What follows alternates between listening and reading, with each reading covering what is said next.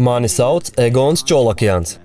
Esmu elementāru daļiņu fiziķis, starptautisko nodokļu un intelektuālā īpašuma speciālists, federālais lobists un pasniedzējs izlūkošanas jomā.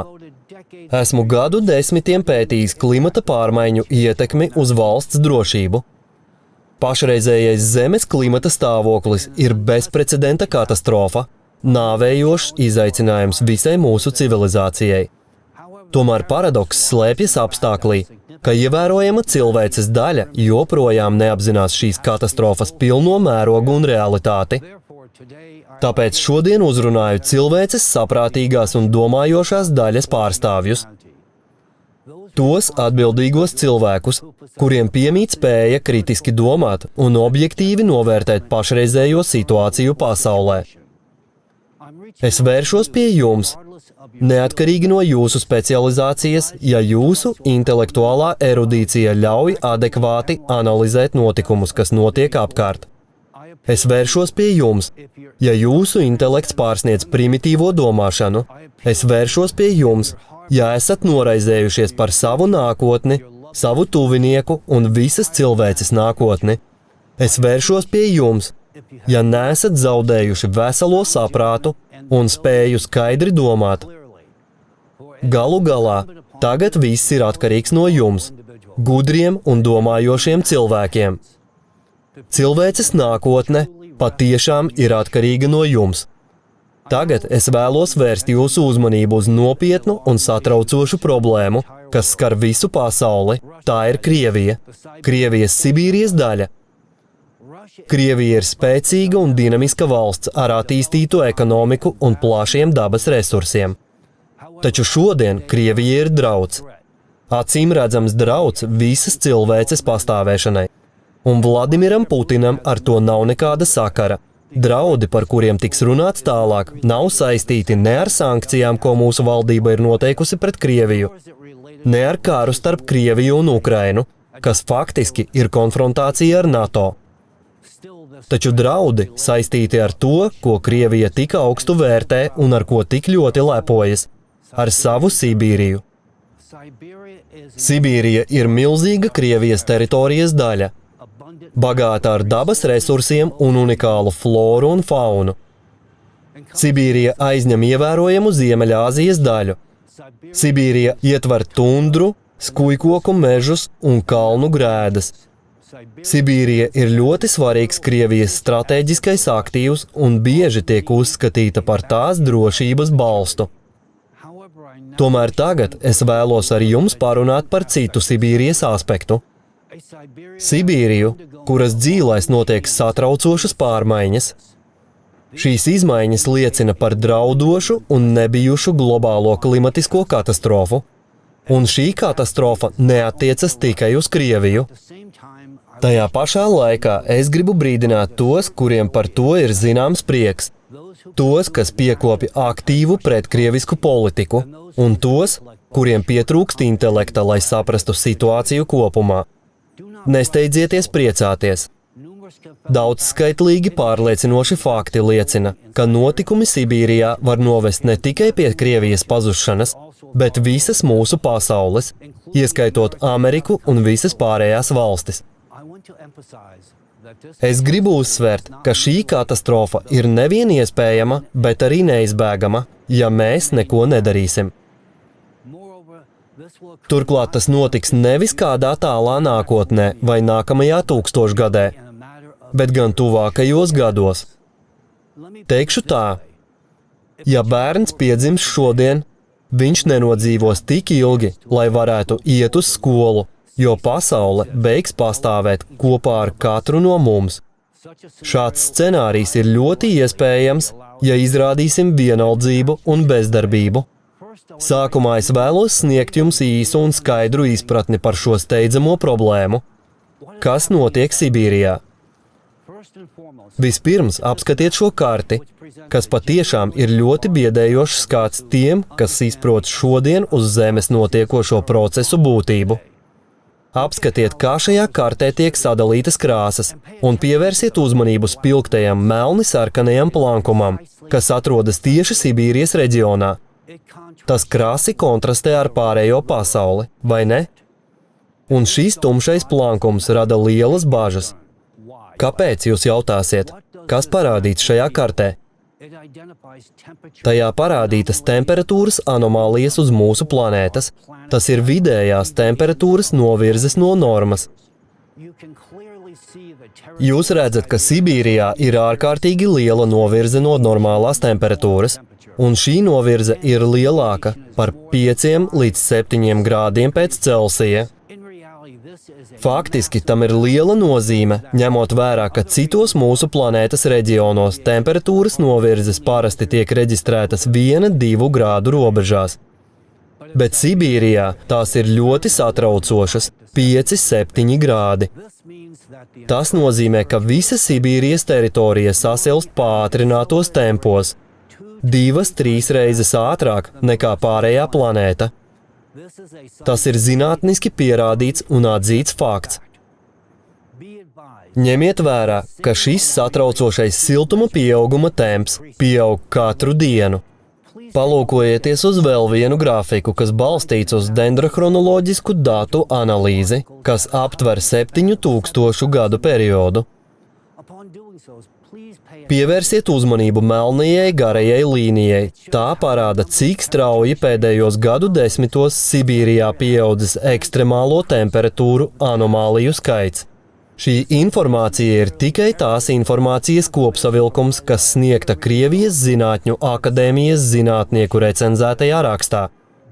Saistībā ar sasilšanas tempa pātrināšanos pēdējās desmitgadēs Sibīrijā ir novērots rekordliels ekstremālo klimatisko notikumu skaita pieaugums. Meža ugunsgrēku biežums un intensitāte palielinās. Kūdras ugunsgrēki notiek pat zem ziemas sniega segas, un mūžīgā sasaluma degradācija pātrinās no apakšas uz augšu. Un īpaši satraucoši ir tas, ka Sibīrijā palielinās litosfēras lūzumu aktivizēšanās. Par to liecina paaugstināta seismiskā aktivitāte Sibīrijas netipiskajos reģionos, tostarp lūzumu līnijās. Akās, kas atrodas tieši uz šiem lūzumiem, ir novērota bezprecedenta ūdens vārīšanās. Sibīrijā ir vērojams ārkārtējs ģeotermālo anomāliju pieaugums. Ziemeļu reģionos pieaug gāzu izmešu krāteru skaits. Palielinās metāna un ūdeņraža izmeši no zemes dzīlēm. Turklāt dubļu vulkānisms arktiskajā šelfā kļūst daudz izteiktāks. Visi šie fakti viennozīmīgi norāda, ka pašreizējā Sibīrijas dinamiskā sasilšana, kas notiek 2–3 reizes ātrāk nekā pārējā pasaulē, ir saistīta pirmkārt ar endogēnā siltuma, kas nāk no planētas dzīlēm, pieaugumu. Sibīrija sasilst no apakšas. Šī situācija ir jānoskaidro. Kas ir izraisījis endogēnā karstuma pieaugumu Sibīrijā? Un kāpēc šim jautājumam mums tagad jāpievērš īpaša uzmanība? Tagad es sniegšu detalizētu šī iemesla skaidrojumu, pamatojoties uz cēloņu un seku attiecību loģiku. Kompetentu Krievijas zinātnieku veiktie pētījumi liecina, ka 1990. gadu beigās Zemes dzīlēs notika nebijis notikums. Zemes kodols veica lēcienu, strauju nobīdi ziemeļu virzienā pa līniju no rietuma Antarktīdas uz rietumu Sibīriju, precīzāk Taimiras pussalu. Šī pārvietošanās izraisīja visu apvalka slāņu deformāciju un asimetrisku siltuma sadalījumu no zemes dzīlēm.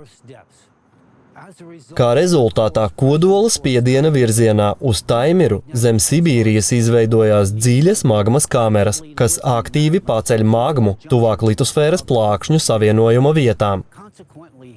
Kā sekas tam zem Sibīrijas mantijas augšējos slāņos uzkrājas siltums, un magma kausē plāno litosfēras garozu.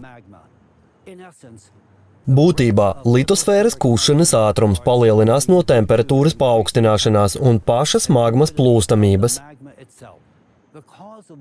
Iemesls tam ir okeāna siltumvadošās funkcijas zudums. No okeāna piesārņojuma ar mikroplastmasu, kas uzkrājās tā ūdeņos cilvēka darbības rezultātā, okeāns nevar efektīvi atdzesēt litosfēras plāksnes un attiecīgi arī zem tām esošo magmu. Citiem vārdiem sakot, okeāns zaudē spēju noņemt lieko siltumu no dzīlēm uz atmosfēru. Tas noved pie magmas uzkaršanas un aktīvākas pacelšanās tuvāk virsei, kas novērojama ne tikai Sibīrijā, bet arī daudz vietu uz planētas. Lai pilnībā izprastu šo draudu apmēru, šeit ir Nacionālās okeānu un atmosfēras pārvaldes ASV sniegtā diagramma, kas ilustrē satraucošu siltuma uzkrāšanās dinamiku okeānā. Es vēlos, lai jūs pievērstu īpašu uzmanību šai diagrammai, ko sastādījusi Berkeley Earth organizācija un kas ilustrē vidējo jūnija temperatūru Atlantijas okeāna ziemeļdaļā. Ņemiet vērā, cik daudz augstāka temperatūra ir 2023. gadā salīdzinoši ar iepriekšējiem gadiem. Tas liecina nevis par vienkāršu pieaugumu, bet gan skaidru eksponenciālu temperatūras pieaugumu.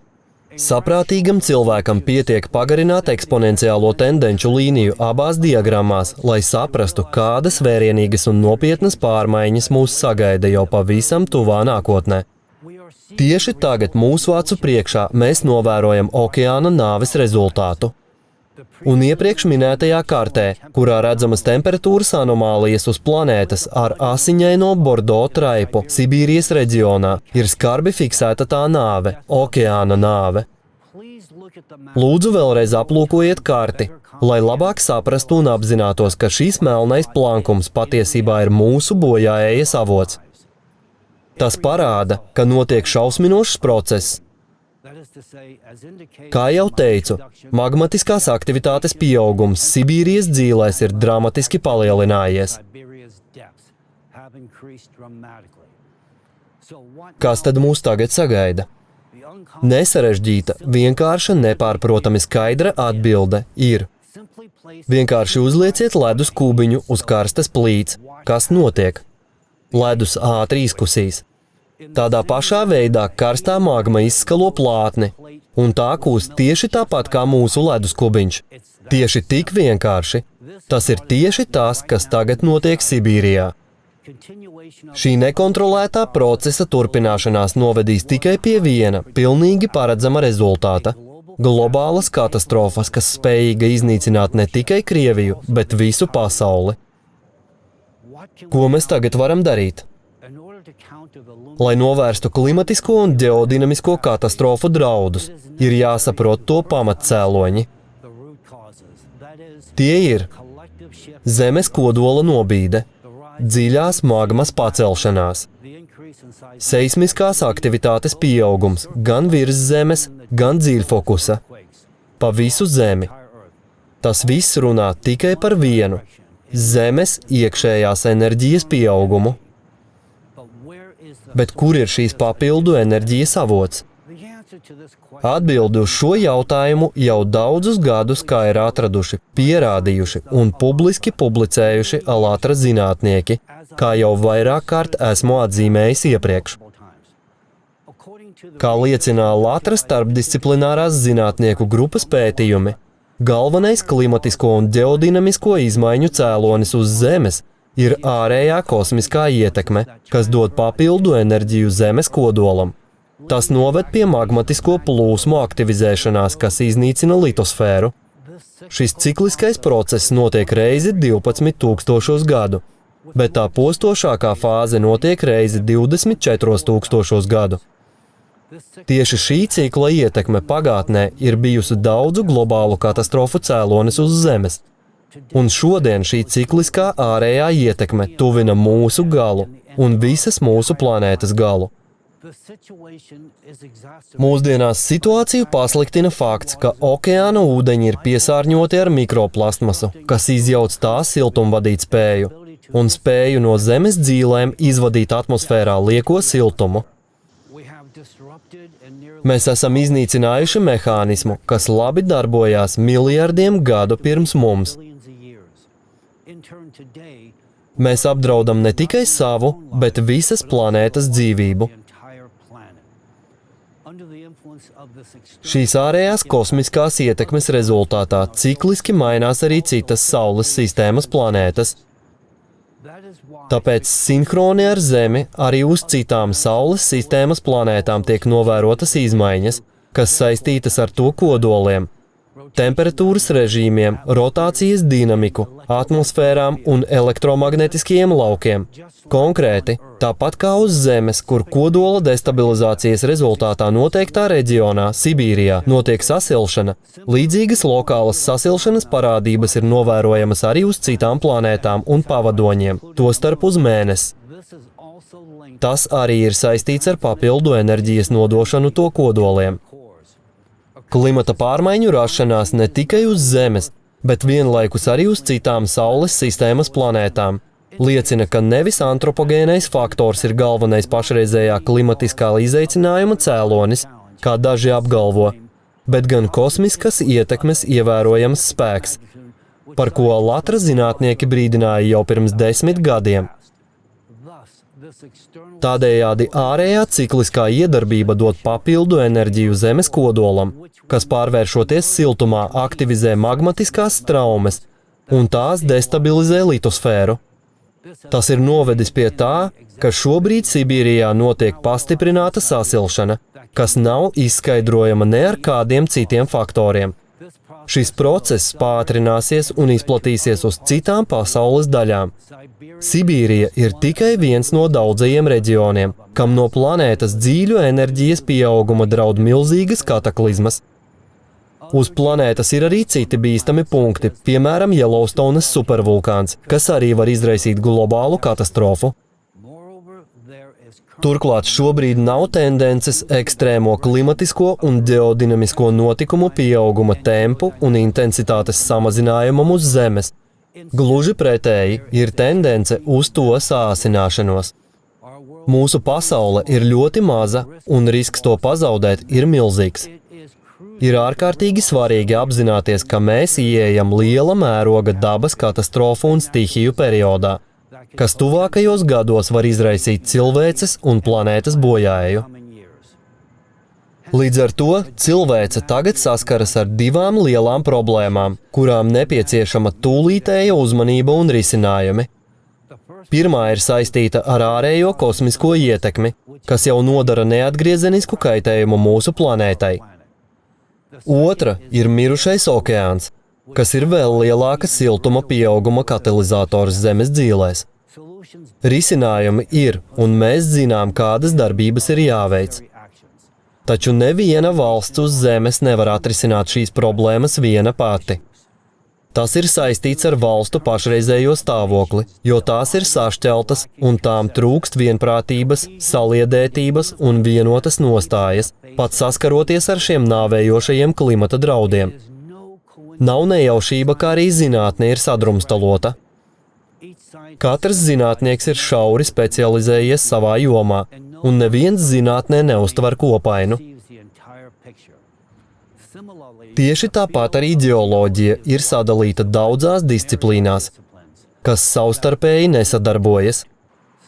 Katras disciplīnas ietvaros tiek veikti atsevišķi pētījumi, taču acīm redzami trūkst vienotas datu sistēmas. Kā šādos apstākļos var vispusīgi saprast, kas patiesībā notiek ar planētas klimatu? Visi redz anomālo parādību pieaugumu Sibīrijā, novēro anomālas nobīdes Zemes slāņos, un tajā pašā laikā nav viennozīmīgu skaidrojumu, kas varētu mūs kaut nedaudz tuvināt izejai no šīs sarežģītās situācijas. Zinātniskajā pasaulē nav absolūti nekādas vienotas izpratnes par šo problēmu. Lai veidotu šādu izpratni, starptautiskajai zinātniskajai sabiedrībai pa īstam un dziļi ir jāienirst šī jautājuma izpētē un jāpaskatās uz pasauli kā uz vienu veselu. Šādu holistisku skatījumu man izdevās izveidot, iepazīstoties ar Latra zinātnieku pētījumiem, rūpīgi analizējot viņu aprēķinus un pārliecinoties par viņu secinājumu pareizību attiecībā uz mūsu planētas klimata stāvokli. Ļaujiet man sniegt nelielu analoģiju par mūsdienu zinātniskās pasaules stāvokli. Iedomājieties literāru eksperimentu, kurā slavens, nozīmīgs literārs darbs tiek burtiski dekonstruēts atsevišķās īsās grāmatās, kurās katrā ir tikai viena personāža replikas. Tikai viena. Es varu tikai iedomāties, kā tas ietekmēs sižetu. Tā kā mana runa ir centrēta uz Sibīriju, nozīmīgu Krievijas reģionu, kā piemēru izvēlēšos Fjodoru Dostojevski un viņa šedevru Noziegums un sods.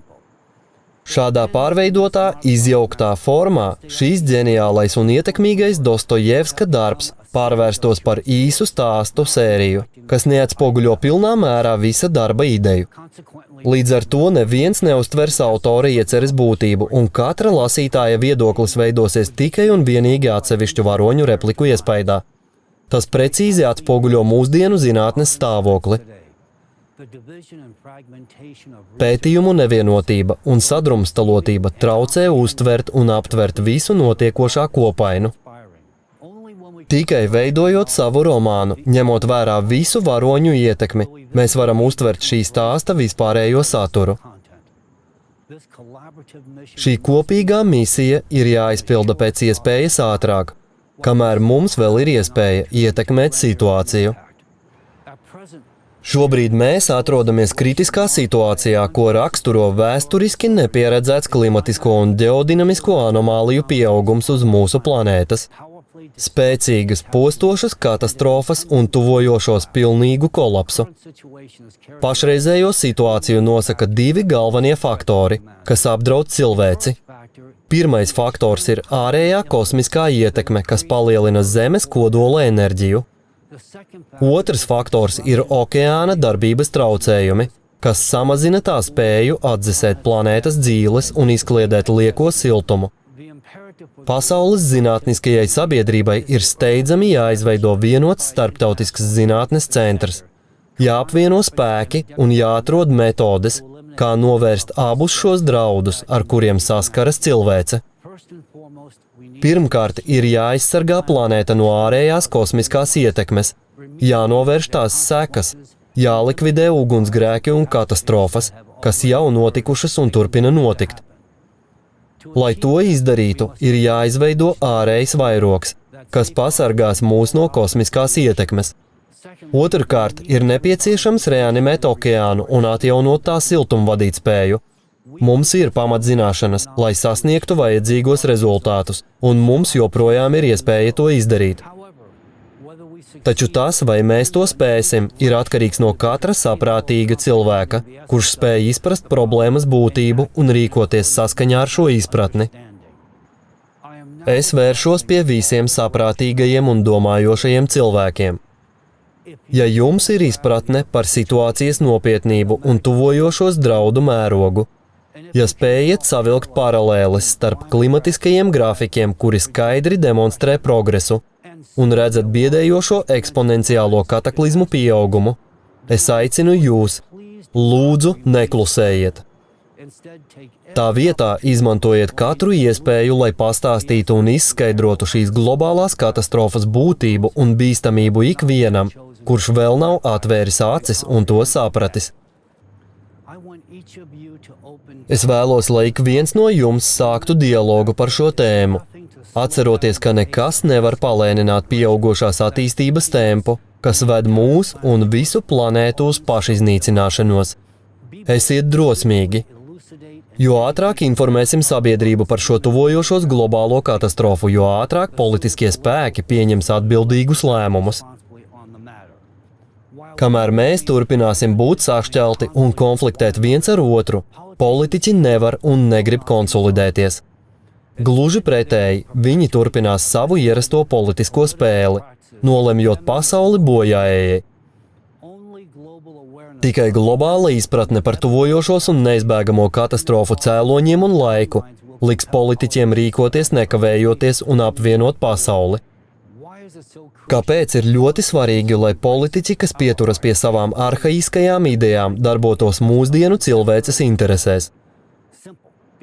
Vienkārši tāpēc, ka šodien tikai politiķi var pieņemt galīgo lēmumu, izveidot vienotu globālu pētniecības centru, kas paredzēts cilvēces un visas planētas glābšanai. Tas ir absolūti nepieciešams pasākums.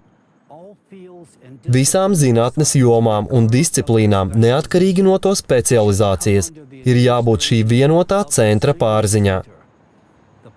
Pasaules zinātniskās sabiedrības galvenā uzmanība ir jāpievērš klimatiskā kolapsa apkarošanai un civilizācijas izdzīvošanas nodrošināšanai. Mūsu izdzīvošana nav atkarīga no jaunu vietālruņu modeļu, greznu automašīnu vai slepenu virsskaņas raķešu izlaišanas, kuras mērķētas uz mūsu iznīcināšanu. Mūsu izdzīvošana ir atkarīga no ātras pasaules zinātnes apvienošanās vienotā zinātnes centrā. Mēs neizdzīvosim, ja progresēs klimatiskās katastrofas, kas iznīcinās mūsu planētu un mūsu dzīvības. Bīstamo klimatisko notikumu pieaugums notiek satraucošā ātrumā un biežumā, iznīcinot cilvēku dzīvības savā ceļā.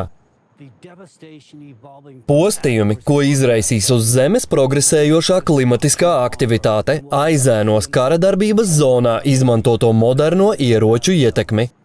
Patiesībā drīz pat raķetes vairs nebūs vajadzīgas. Ja netiks veiktas nekādas darbības, klimats mūs iznīcinās tādā tempā un tādā skaitā, ka kari kļūs bezjēdzīgi.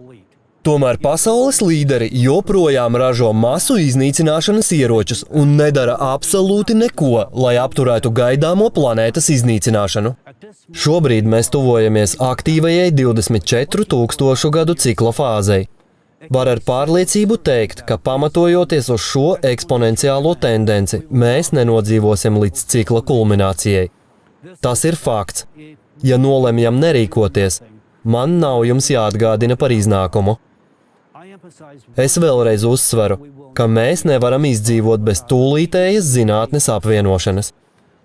Mēs nevarēsim izdzīvot bez vienota zinātniski pētnieciskā centra, kas ļauj savākt vienkopus visas zināšanas, visu labāko pasaules starpdisciplināro pieredzi un novirzīt to cilvēces glābšanai. Katra kavētā diena, tas ir spriedums mums visiem. Mēs mirsim arvien biežāk un arvien lielākos daudzumos. Un jo tālāk šis destruktīvais process virzīsies, jo mazāk mums paliks iespēju un resursu. Un jo mazāk zinātnisko centru, laboratoriju un observatoriju mums paliks.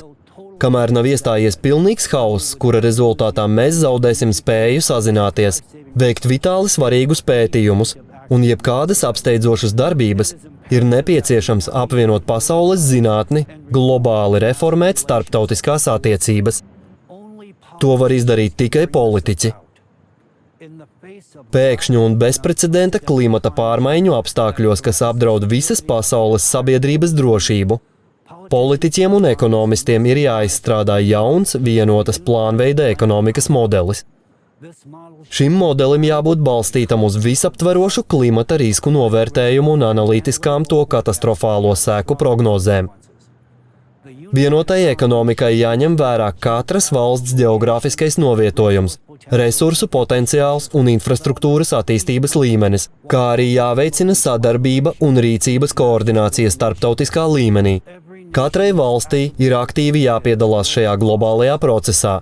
Valstīm, kurām ir nepieciešamās iespējas, jāveic pasākumi, lai nodrošinātu pārtikas drošību visai pasaules sabiedrībai. Tas ietver stratēģisku pārtikas krājumu izveidi. Turklāt ir nepieciešams palielināt visu valstu infrastruktūras noturību pret gaidāmajām klimata kataklizmām. Steidzami jāpārskata būvniecības normatīvi un standarti, jāievieš paaugstinātas izturības materiāli un konstrukcijas, kā arī jābūvē jaunas ēkas un pilsētas drošās zonās, ņemot vērā reģiona ģeogrāfiskās īpatnības un mainīgās klimatiskās un ģeodinamiskās īpatnības.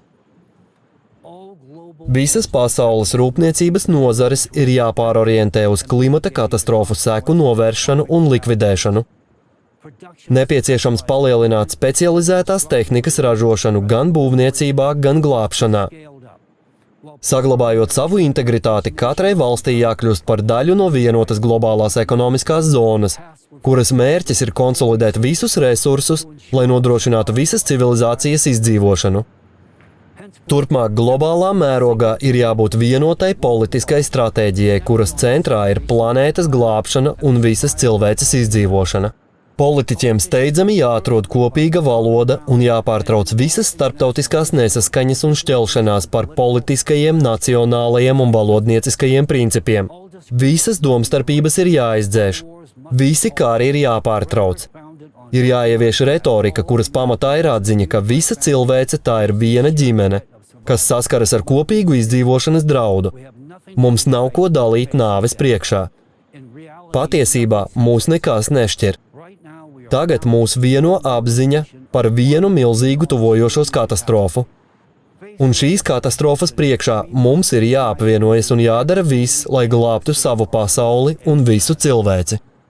Ir jāatver robežas, lai cilvēki jau tagad varētu brīvi pārvietoties un pielāgoties dažādās valstīs, negaidot, kamēr būs spiesti pārcelties no katastrofas zonām uz atlikušajiem drošākajiem reģioniem. Tajā pašā laikā cilvēki pārvietosies pa pasauli vienotas ekonomiskās zonas ietvaros, kas nodrošinās katru cilvēku neatkarīgi no viņa atrašanās vietas ar mājokli, pārtiku un pirmās nepieciešamības precēm. Turklāt ir jāizstrādā vienoti miedarbības noteikumi, lai garantētu cilvēku tiesību un brīvības aizsardzību, neatkarīgi no tā, vai tie ir klimatiskie migranti vai puse, kas uzņem. Globālās klimata krīzes apstākļos, kad cilvēcei draud pilnīga izmiršana, ir jāpārskata militāro spēku loma un funkcijas. Nepieciešama tūlītēja visu militāro struktūru reorganizācija un pārorientēšana no militārām darbībām uz kolektīvās drošības un cilvēku dzīvību glābšanas pasākumiem. Prioritāte ir ne tikai personāla pārprofilēšana, bet arī specializētās militārās tehnikas pārprofilēšana, lai risinātu problēmas, kas saistītas ar ārkārtas glābšanas darbiem un operatīvu reaģēšanu ārkārtas situācijās. Šogad mēs kļuvām par lieciniekiem spilgtiem piemēriem, kad katastrofas dažu stundu laikā iznīcināja veselas pilsētas ASV, Ķīnā un Japānā, kur tajā laikā bija militārie spēki. Tie neatnāca palīgā civiliedzīvotājiem. Un ja arī būtu ieradušies, vai tad viņi ir apmācīti sniegt palīdzību? Šodien mēs esam gatavi cīnīties viens ar otru, bet neesam gatavi atkarot cilvēces dzīvību. Mēs nevaram turpināt pastāvēt šajā paradigmā. Ja mēs vēlamies dzīvot, mums ir jāmaina sava globālā uzvedība. Jā, tas var būt neparasti mūsdienu politiskajiem līderiem. Un jā, šāda uzvedība pārstāvēs jaunu pasauli. Bet šī jaunā pasaule ir jābūvē.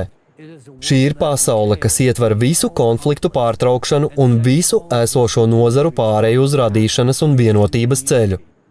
Pasaule, kurā klimata pārmaiņas tiek uzskatītas par kopīgu draudu mūsu kopīgajai eksistencei. Vēlos uzsvērt, kā ārējās kosmiskās ietekmes un okeāna bojāējas jautājumi ir tie jautājumi, kuriem ANO galvenajā mītnē diskusijās jābūt prioritāriem. Tieši par šiem draudiem visai cilvēcei ir jārunā ANO tribīnēs, nevis par kādām citām tēmām, kas mūs netuvina izdzīvošanai. Šodien es vēršos pie visiem saprātīgajiem cilvēkiem uz planētas. Un es gribētu atsevišķi vērsties pie tiem, kam pieder pasaules mediju struktūras. Jūs esat tādi paši cilvēki kā mēs. Jums ir radinieki un draugi, kuriem radījāt savas impērijas. Jums ir ambīcijas un nākotnes plāni. Ja vēlaties, lai jūsu dzimta turpinātos, jūsu ietekme un mediju impērijas izturētu un vēl svarīgāk, ja vēlaties, lai jūsu dzīvība tiktu glābta, ļaujiet žurnālistiem pastāstīt patiesību par klimatu. Ja jūs apklusināsiet žurnālistus savās mediju platformās un neļausiet viņiem stāstīt patiesību par klimatu, cilvēki nespēs pilnībā aptvert situācijas nopietnību, līdz ar to būs neaktīvi. Tuvākajā nākotnē mēs ieiesim laikmetā, kad nebūs ne interneta, ne televīzijas, ne telefona. Mēs iegrimsim haosā, kur jūsu nauda, impērija un vara zaudēs jebkādu nozīmi. Vienīgās jūsu rūpes Jūsu tuvinieku un mīļoto cilvēku rūpes būs vienkārša izdzīvošana. Tomēr šādā notikumu attīstības scenārijā jūs rūgti sapratīsiet, ka neko vairs nevarat mainīt. Jūs būsiet bezspēcīgi, līdz tam laikam jūs būsiet zaudējuši visus savus mēdīju resursus, būsiet zaudējuši ietekmi uz masām, un jūsu impērijas būs iznīcinātas. Jūsu vienīgā iespēja glābt savu impēriju ir nostāties cilvēces pusē un veikt savu ieguldījumu, lai informētu cilvēkus un apvienotu visus zinātniekus vienā zinātniski pētnieciskā centrā. Ja mēs ātri atradīsim risinājumu, kā radīt aizsardzību no ārējās kosmosa ietekmes un atdzīvināt okeānu, tikai tad jums būs iespēja glābt savu impēriju un nodot to saviem bērniem. Ja jums ir dārga jūsu dzīvība, ja jums ir dārgas jūsu tuvinieku un draugu dzīvības un visas cilvēces dzīvība, tad beidziet aizbāzt žurnālistiem mutes, ļaujiet viņiem paust objektīvo un īsto patiesību par globālajām klimata pārmaiņām, par kurām es runāju šodien. Cilvēki būs jums pateicīgi, ka kritiskākajā brīdī iestājāties par cilvēces un visas planētas glābšanu. Sperot pareizo soli kā saprātīgi, veselīgi domājoši vadītāji, jūs dodat iespēju visai cilvēcei, dodat iespēju savai ģimenei, sev un savai impērijai izdzīvot. Lai to izdarītu, tagad jums ir jāpāriet cilvēku pusē, nākotnes pusē.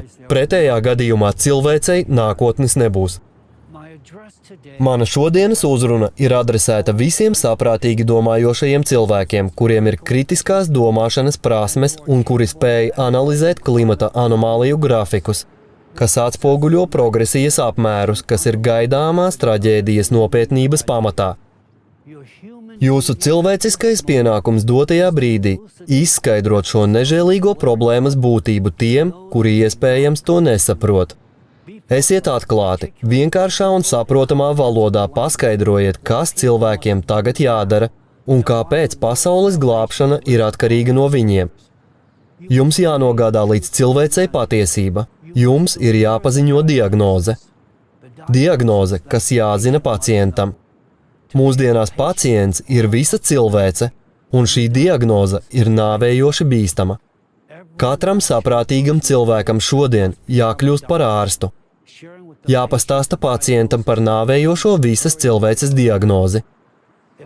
Ja mēs nezināsim savu diagnozi un to, ka esam nāvējoši slimi, mēs turpināsim neko nedarīt. Bezdarbība mūs nogalinās. Tā iznīcinās mūsu globālo organismu.